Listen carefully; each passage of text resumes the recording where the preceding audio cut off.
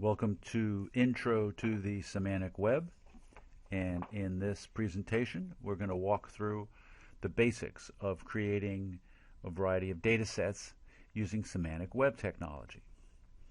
So first of all, you're probably asking yourself, what is the semantic web? Well, you see here a picture of Tim Berners-Lee, and Tim Berners-Lee was the individual who actually developed the web as we know it today, put together HTTP protocol, put together the web browser, put together HTML, packaged them all together, and gave us the World Wide Web in the early 1990s. Now, the semantic web is also a vision of Tim Berners-Lee. Many people refer to it as Web 3.0. Semantic means meaning.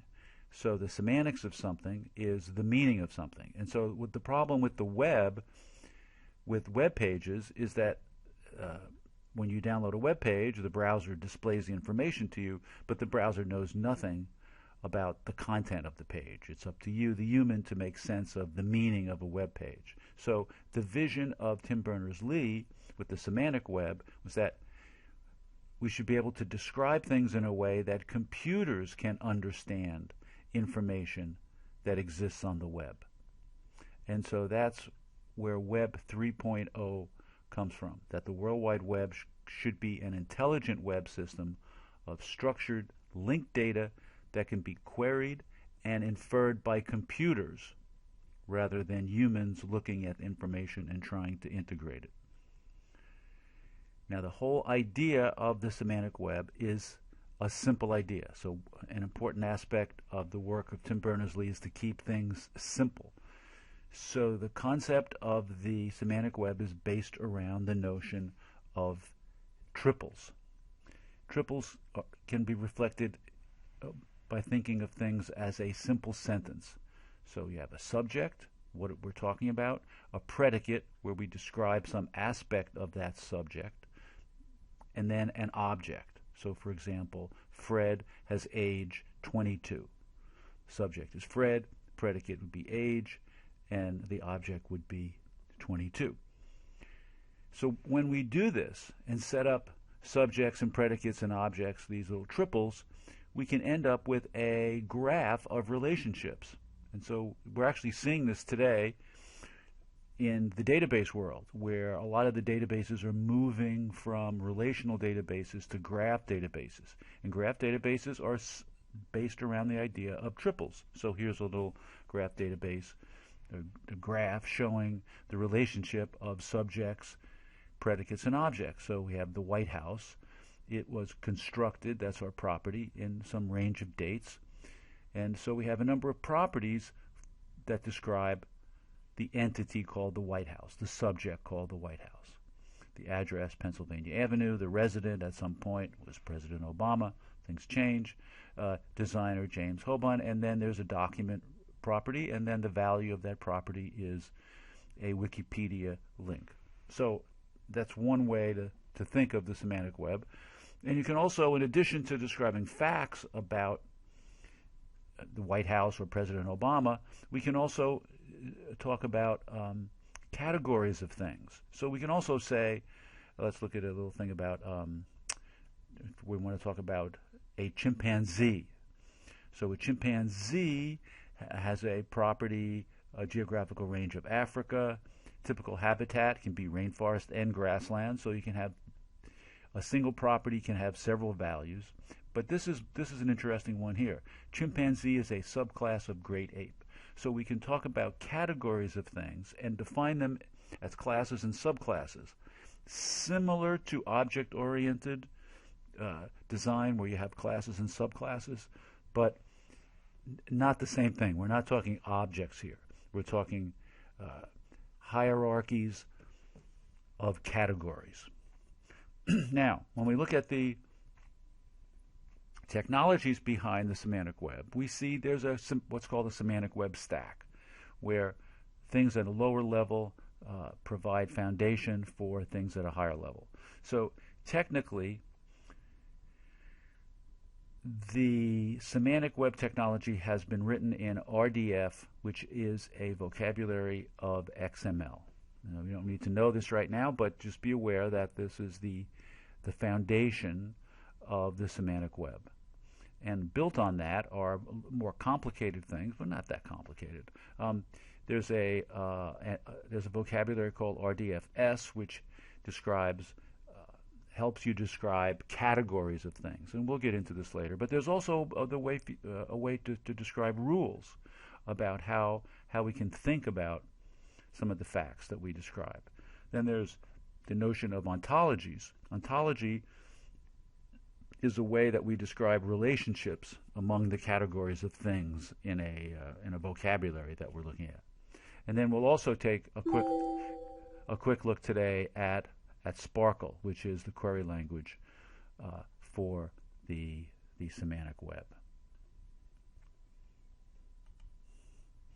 Now, because RDF and XML are rather complicated, we are going to use something called Turtle, also referred to as N3. It is a short form, easy to read way to represent knowledge in the semantic web format, completely equivalent to the XML RDF.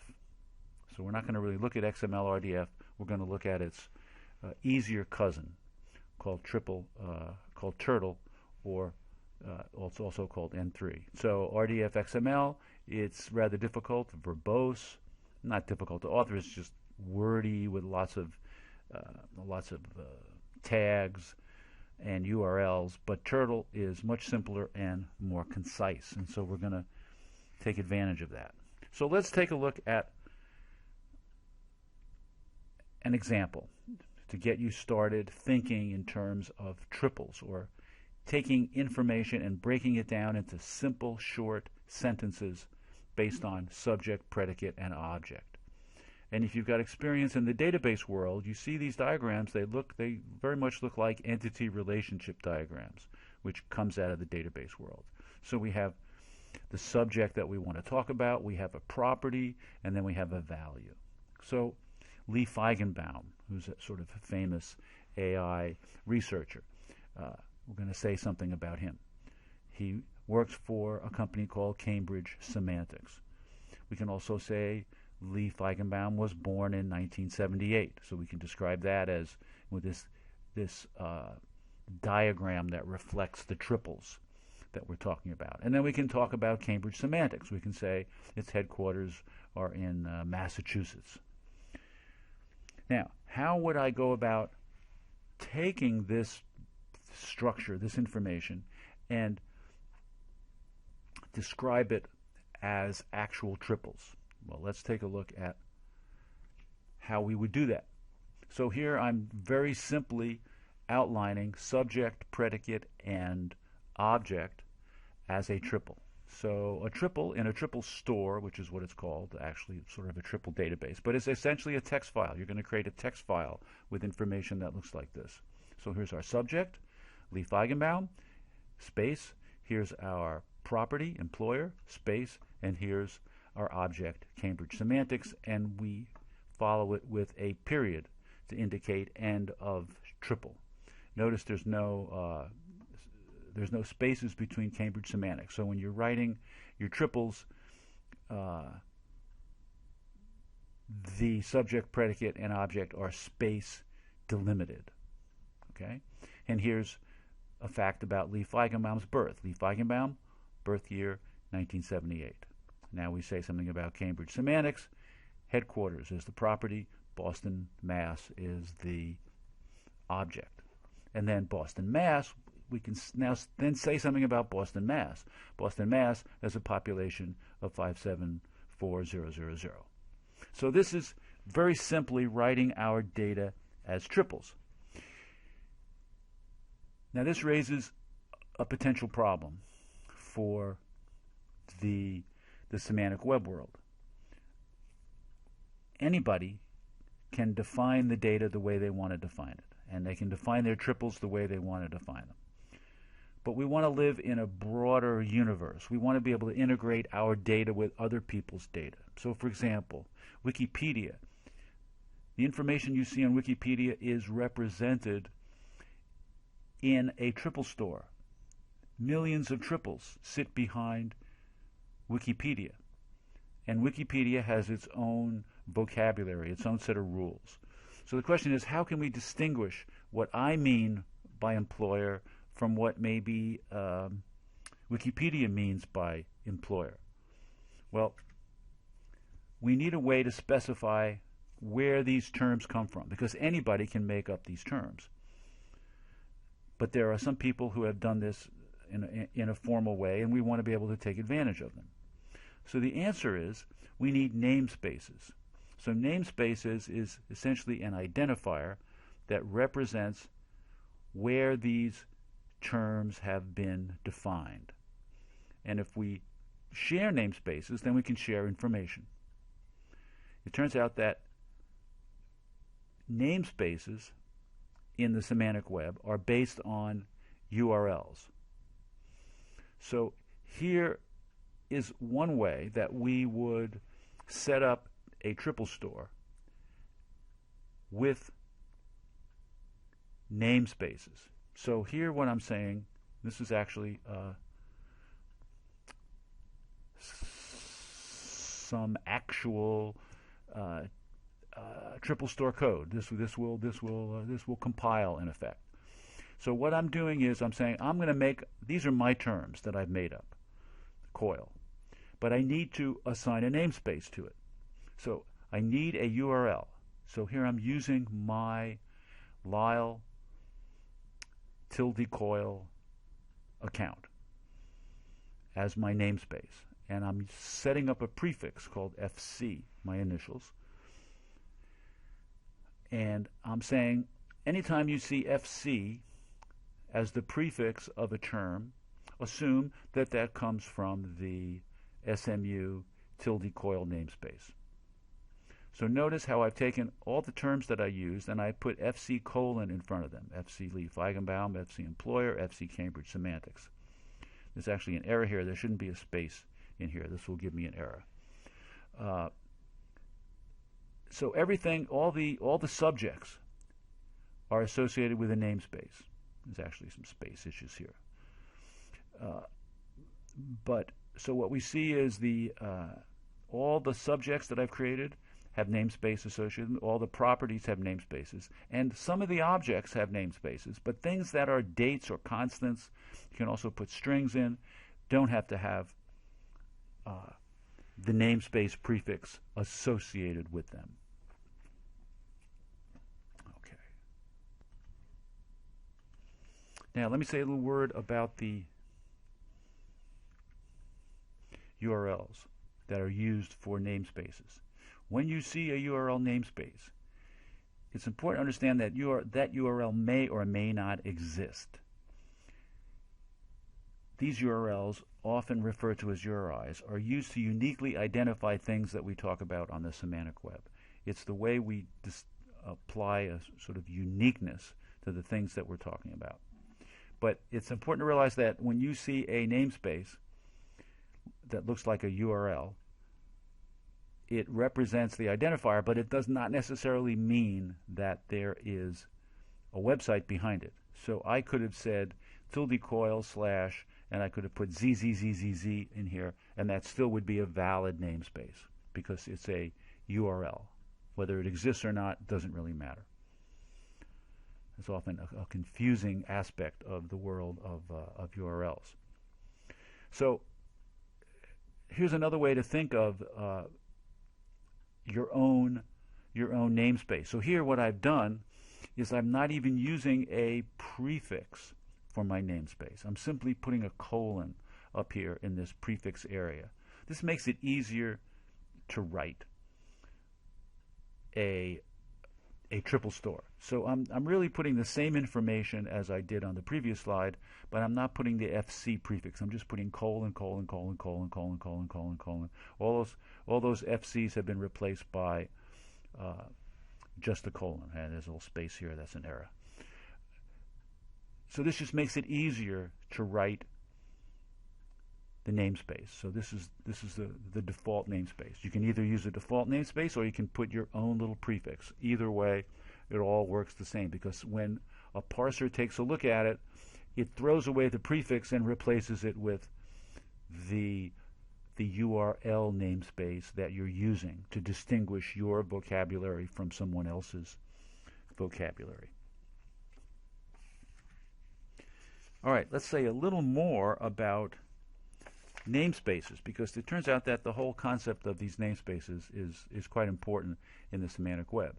So you can define your subjects and predicates and objects in your own namespace. You can talk about anything you want, and you can make up your own terms. And or you can use someone else's namespace. There are lots of namespaces out there. You can mix your own namespaces with predefined namespaces. This helps you integrate your knowledge with the knowledge that has been laid down by other people who have spent a lot of time and expense creating triple stores. So the takeaway here is don't reinvent the wheel. Before you define predicates and subjects and stuff when you're trying to describe information in the semantic web, be aware of what other people have done and don't reinvent the wheel.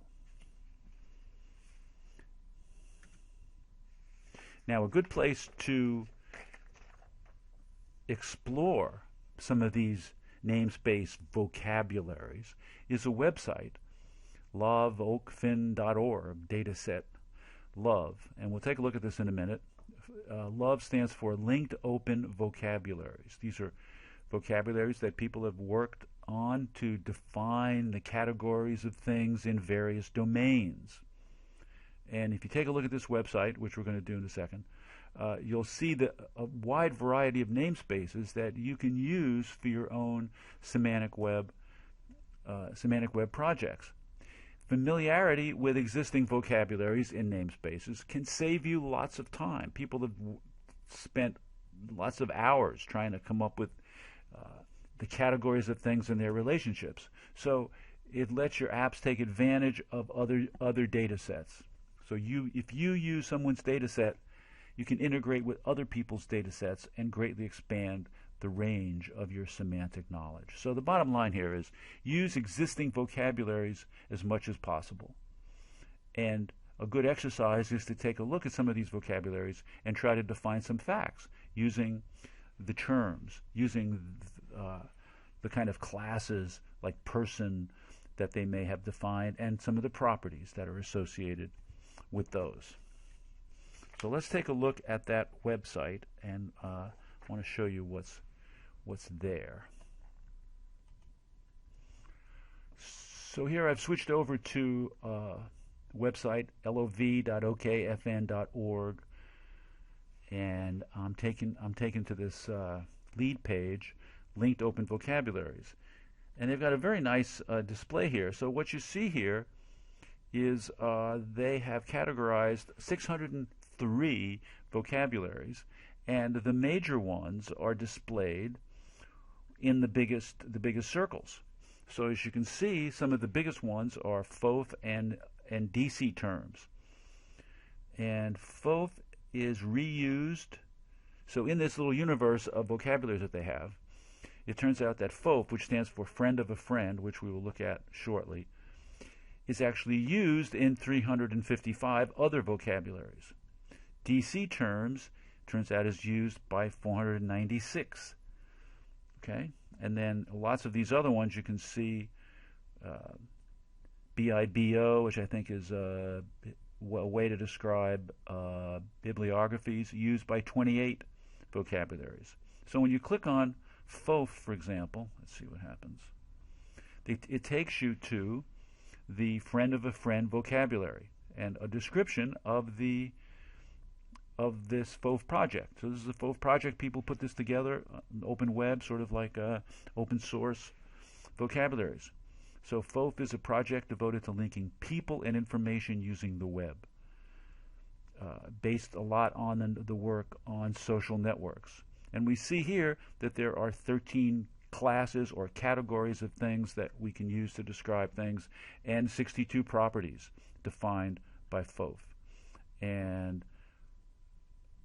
you can see here all the different vocabularies that use FOF, and this over here you see that FOF actually uses other vocabularies. So there's a big intermix of vocabulary. So it's important that you familiarize yourself with some of these vocabularies, and will greatly improve the power of your ability to use the semantic web.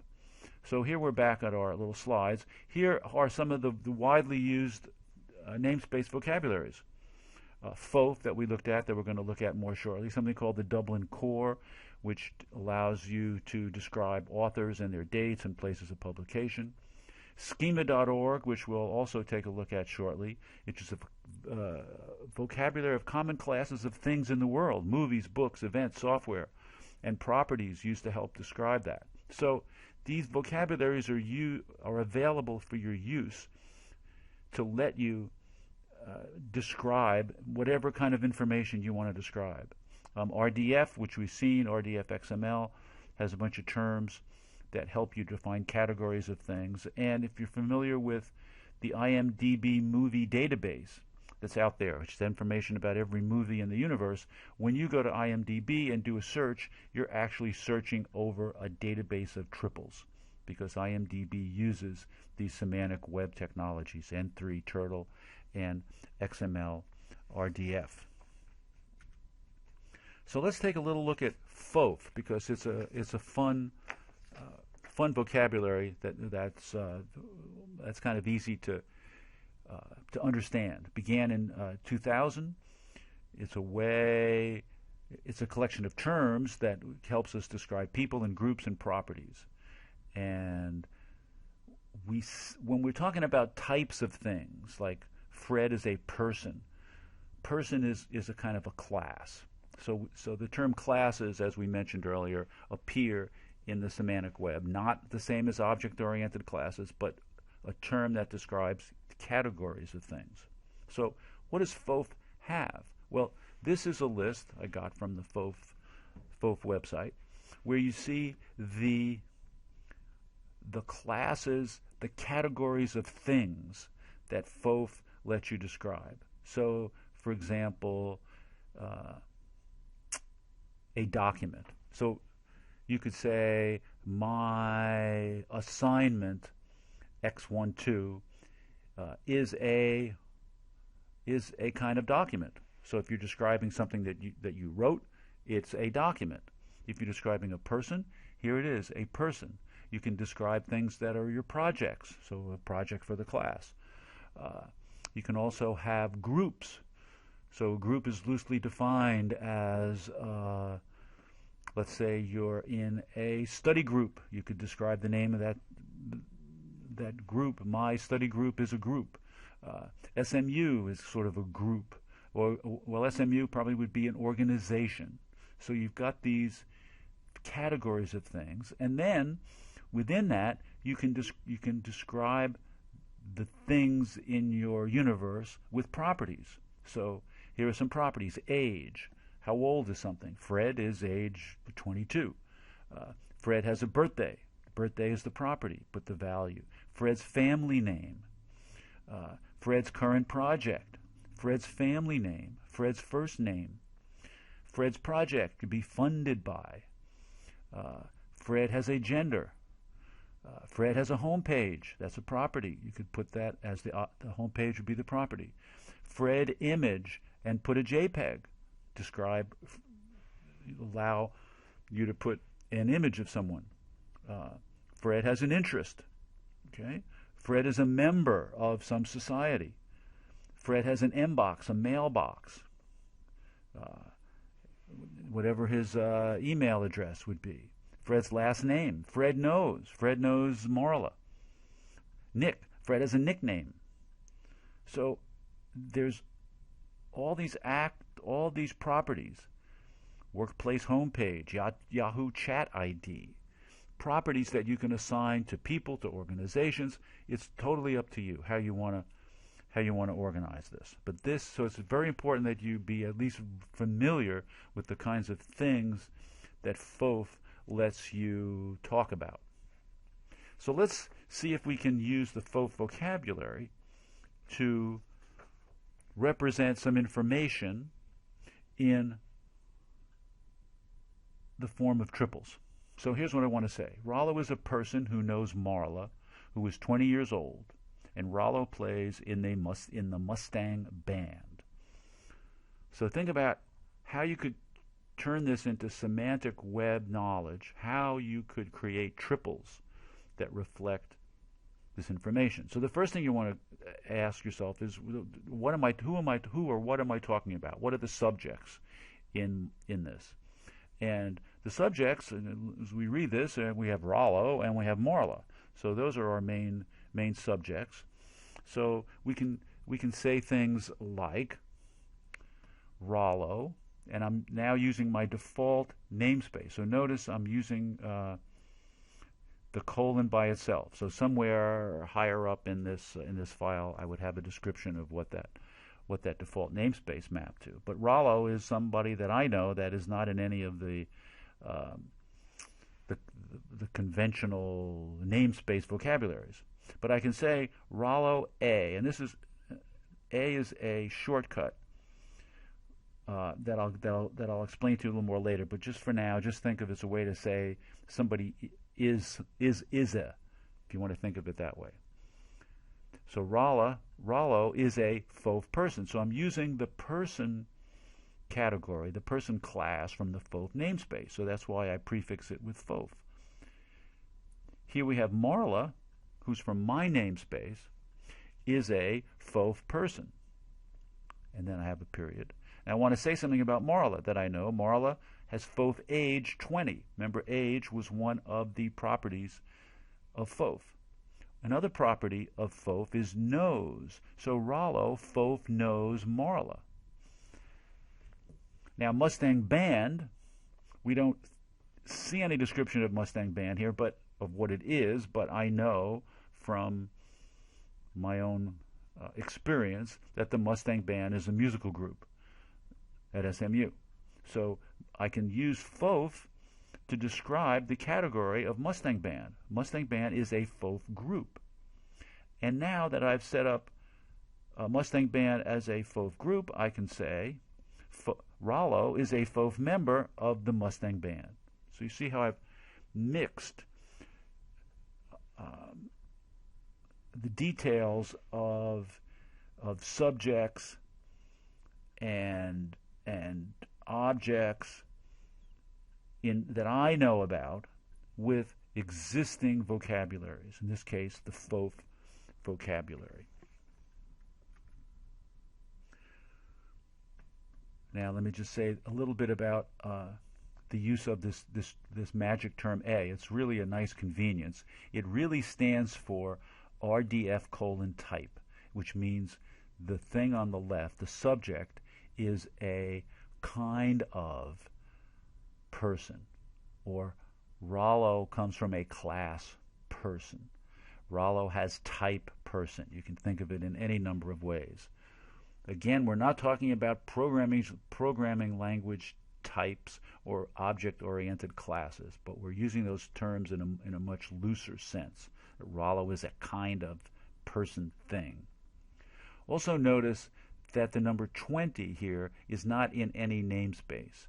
And we mentioned earlier that for the objects, you can either have things in namespaces or you can have sort of constants like 20 numeric constants, or I could even put strings in here, put double quotes around them, and they wouldn't need to have a namespace reference. But that's how I could use those combining my facts with FOF classes and properties. Now, when we talk about these namespace vocabularies, we also call them schemas. So the term schema is widely used in the semantic web, as also it's used in the database world. So a schema is a vocabulary of types and the properties we can apply. And that's exactly what we saw with FOF. The types, organization, a person, and the properties, age, knows. That's our schema. The categories of things and the properties that we can use. Now, there turns out to be an excellent website called www.schema.org that we'll look at. It has a wide variety of terms we can use to create and augment our own knowledge base. So let's look at an example. We want to say something like, Wonder Woman is a movie with an actor named Gal Gadot and a director named Patty Jenkins. How can we express this? Now, we could express this with our own vocabulary. We can make up, we can say, colon, Wonder Woman, colon, or Wonder Woman, colon, Wonder Woman, a, colon, movie.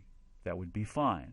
But what we want to do is look at schema.org to try to make it in a way more standard. So if we go to schema.org, and I encourage you to go and look around there, there's lots of stuff. The core vocabulary has over 500 types or classes of things and over 800 properties. So you can find just about almost anything that you're going to be talking about as part of the schema.org vocabulary. And there's the schema.org is set up hierarchically. So for example, there's a category called Creative Works that has subcategories called books and movies, music recording, recipes, TV series. It has a way to describe events. It has a way to describe health and medical types. It has a way to describe organizations and persons and places and products and reviews and actions, and it just goes on and on and on. But we're looking for a way to talk about Wonder Woman, and what do we see here? We see that there is a category in schema.org called movie. So let's use that category. And if we click on that category, if you go to the website and you click on movie, you're going to see properties that movies have according to schema.org. So we can use these schema.org properties when we talk about facts about a movie. So what can a move? What can there be? What are properties of movies? Well, movie has an actor, can have actors, can have a country of origin. It can have a director. It can have a duration. It can have music by. And if you go to the website, you'll see there are numerous properties that we can apply. Now, over here we see the expected type. So if I say that someone is an actor in a movie, and we'll get into this more later, the expected type is person. And when we do a little more fancy semantic web syntax, as we'll see later, the semantic web tools can make an inference. So if I just say Fred is an actor in some movie and use the schema.org vocabulary, then the system can make an inference that Fred is a person. And if I say the country of origin of a movie is Zanzibar, then it can make the inference that Zanzibar is going to be a country, because that's what it would expect, the kind of thing it would expect after country of origin. But we'll get into this a little more later, how that inferencing happens. So let's see if we can turn this information into triples. Rollo, here's what I want to express. Rollo, is my friend, knows Gal Gadot, who acted in the movie Wonder Woman, which was directed by Patty Jenkins. So let's try this. I'm going to have my own default prefix using the empty colon, and I'm going to use some of the schema.org vocabulary. So I'm going to use the prefix schema to specify schema.org.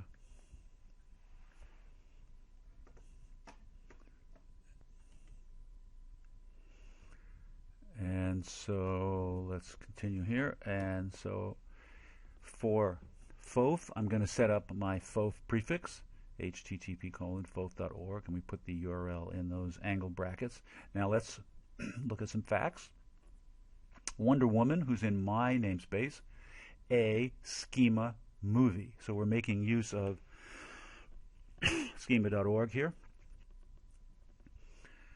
Wonder Woman, The movie Wonder Woman has an actor, Gal Gadot, and that's going to be in quotes here. Wonder Woman has a director called Patty Jenkins, and we want to say that Rollo knows Gal Gadot, so we have this knows concept that comes out of Foth. So Rollo, Foth knows Gal Gadot, and so that's how we've laid this out. A couple of things you might notice here: it's convention that the actual things we talk about in our namespaces begin with a lowercase letter, and the categories of things would be in an uppercase. So movie is a kind of thing, it's a class, a category, a type, and so this typically would be written in uppercase. If you look at the Foth vocabulary, you see all their 13 categories are uppercase and all their properties are lowercase. So properties are going to be lowercase, and the subjects that we describe are typically going to be lowercase. It's not enforced by any parser, but it's just something that is convention.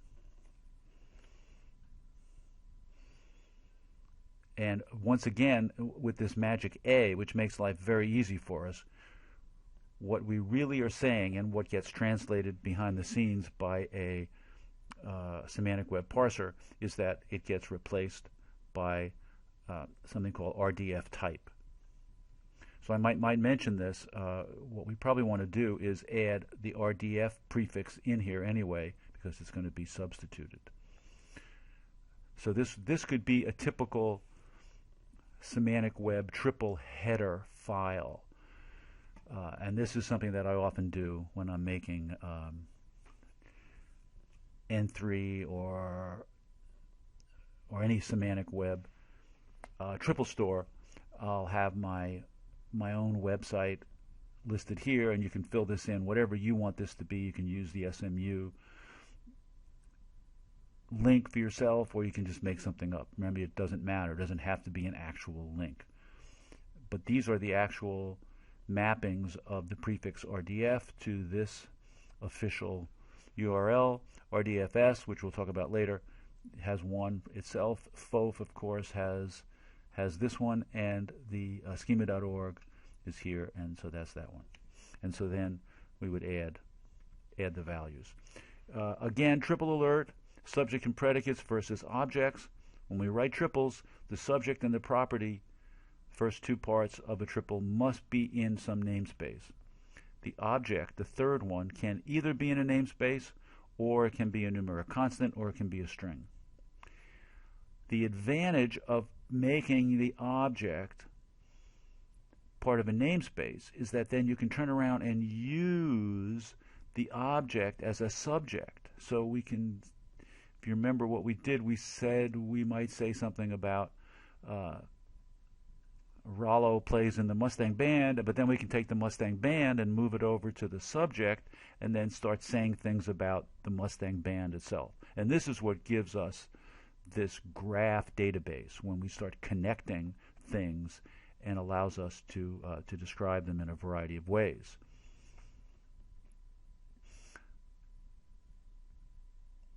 So here we have, looking at this concept of the object can either be in a namespace or it can be a constant. Here we have, we're using movie, schema movie, as the object of Wonder Woman, and I'm replacing the single A with RDF type. But here we have Gal Gadot and Patty Jenkins as sort of constants. So we're not going to, with this writing, we can't say anything about Gal Gadot. Now, there are ways that you can describe Gal Gadot as an entity and say a lot of stuff about Gal Gadot, but in this example, we're not doing that. Okay, so now the question is, why are we doing this? Why are we putting all this information in these triples? Well, the answer is, in a nutshell, so we can search and we can have our computers go through these triple stores and retrieve information, make inferences about the data that we've stored. And how do we do that? We do it with something called Sparkle. Sparkle is the query language for the semantic web. And there'll be a separate video on how to use Sparkle, but I just wanted to introduce it very briefly to you here so you can see what you can do when you build some of these triple stores or make use of some. So here's some data. We're talking about Rollo. We're saying Rollo is a person, so you should be able to start reading this pretty easily. Marla is a FOF person. Marla has FOF age 20. Rollo FOF knows Marla. The Mustang Band is a FOF group, and Rollo is a FOF member of the Mustang Band. So those are our basic facts. Now, I can set up a Sparkle query, and this is what a Sparkle query looks like.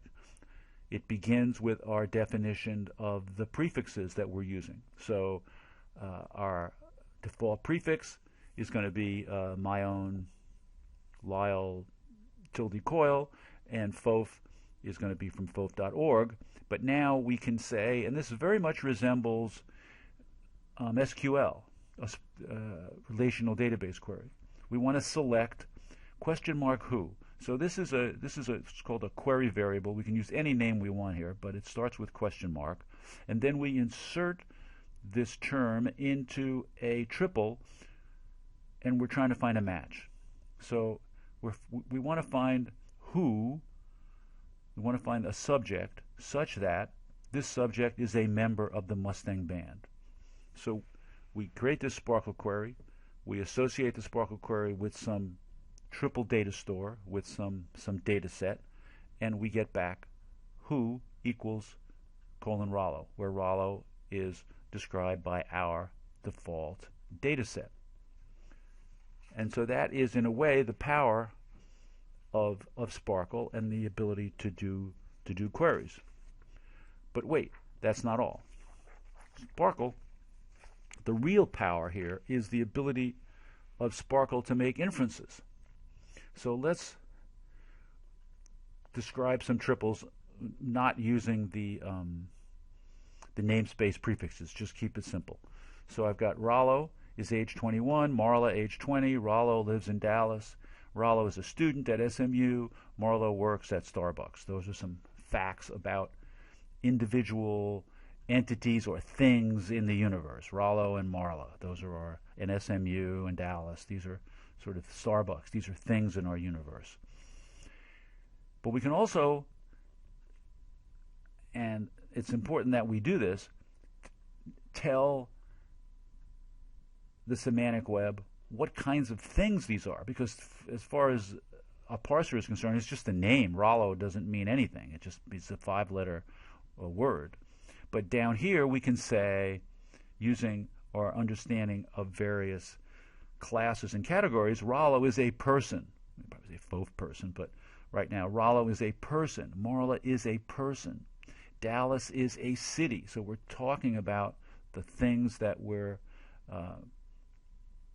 referencing in our factual knowledge base.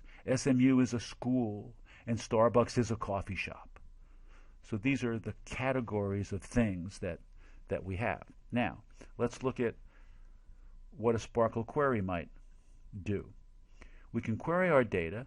We can ask for $X who lives in Dallas. Well, we can find this match, Rollo lives in Dallas. That's fine. We want to know some $Y who works at Starbucks. And Y is going to be Marla, because we have Marla works at Starbucks. But the last one is the one I want you to pay attention to. We can also, in Sparkle, say, I want to know who works at a coffee shop. Now, we don't have a fact in our data set that says anybody works at a coffee shop. But what we do have is, we know Marla works at Starbucks, and Starbucks is a coffee shop. And so the inference engine will follow the trail of subclasses, subcategories, and knows that anybody who works at Starbucks must also work at a coffee shop, since Starbucks is a coffee shop. And so if I submit a Sparkle query that looks like this, I'm going to get $Z is equal to Marla. So the important thing is here, when you use categories and subcategories, this is the beginning of creating much more sophisticated knowledge bases with lots more power. Sparkle can make inferences. Very important. So to summarize where we've come in this basic introductory discussion, semantic web technologies allow us to encode information as triples. Namespaces, described by URLs, let us define different vocabularies, and as much as possible we want to use those existing vocabularies. They allow us to integrate our knowledge with existing knowledge bases. Take a look at DBpedia, the triple store for Wikipedia. All the facts you see written on a Wikipedia page are represented as triples behind the scenes. And we can query our triple stores using Sparkle, and Sparkle is where it's at, and we can query on. So that's the basic story about the semantic web.